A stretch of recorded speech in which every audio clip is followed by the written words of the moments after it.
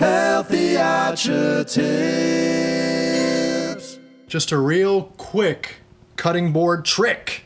You see how I've got this cutting board here? There's nothing underneath it. You drop this down, you're trying to do any work, it's sliding around, right? You've all probably experienced this. I got two potentials for you. Number one, I got this like rubber shelf liner, drawer liner, super cheap. You buy it in a roll and you can just cut it.